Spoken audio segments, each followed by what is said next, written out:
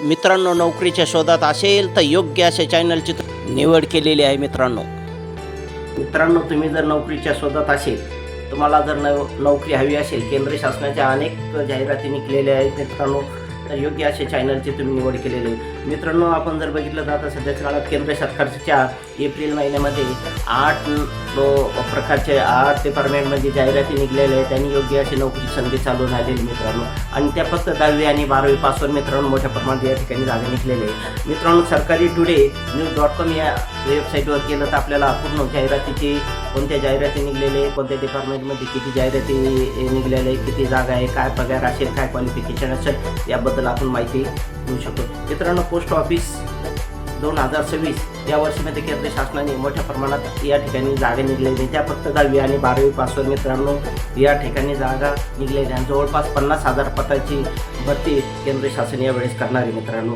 आणि त्यांनी चांगल्या प्रकारे पगारसुद्धा राहणार आहे मित्रांनो. 50,000 पासून 81,000 पर्यंत त्यामध्ये पोस्टमन असेल, क्लर्क असेल, हेड पोस्ट ऑफिस असेल, अशा अनेक प्रकारची या ठिकाणी जाहिराती निघलेले, आणि या जवळपास 50,000 पदाची भरती एप्रिलमध्ये केंद्र सरकार या ठिकाणी भरणार आहे, आणि त्याची जाहिरातसुद्धा आलेली आहे मित्रांनो.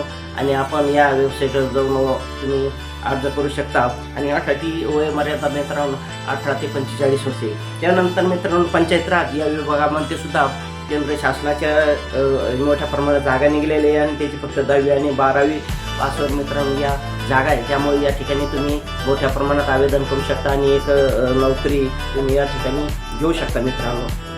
या ठिकाणी सुद्धा 18 ते 45 वयोगटाचे विद्यार्थ्यांसाठी या सवलती चालू नाही, आणि सध्या 4 एप्रिलपर्यंत आपण त्या ठिकाणी तुम्ही अर्ज भरू शकता मित्रांनो. पुन्हा होमगार्डची भरती केंद्र शासनाची निघलेली, त्याही मोठ्या प्रमाणात या ठिकाणी जागा भरल्या जाणार, जवळपास 50,000 प्लस जागा या ठिकाणी भरल्या जाणार आहे, आणि त्या संधीचा सुद्धा तुम्ही फायदा घेऊ शकता.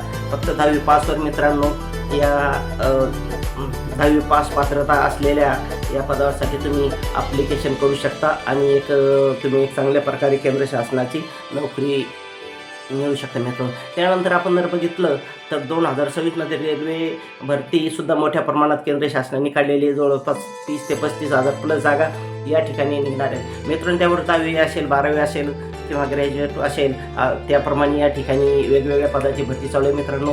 त्यामध्ये तुम्ही 10वी पास किंवा ITचा टर्नर असेल, फिटर असेल, वेल्डर असेल, शीट मेटल असेल, पेंटर असेल, अनेक पदासाठी या ठिकाणी भरती चालू आहे मित्रांनो. सुरुवातीला तुम्हाला त्या रेल्वेमध्ये अप्रेंटिसशिप म्हणून घेण्यात येते, त्यासाठी तुम्हाला एक ठराविक पद्धतीचं 7,000 ते 8,000 स्टायपन दिल्या जातं मित्रांनो, आणि त्यासाठी सुद्धा तुम्ही एक चांगल्या प्रकारे एक नोकरीसाठी तुम्ही ॲप्लिकेशन करू शकता मित्रांनो.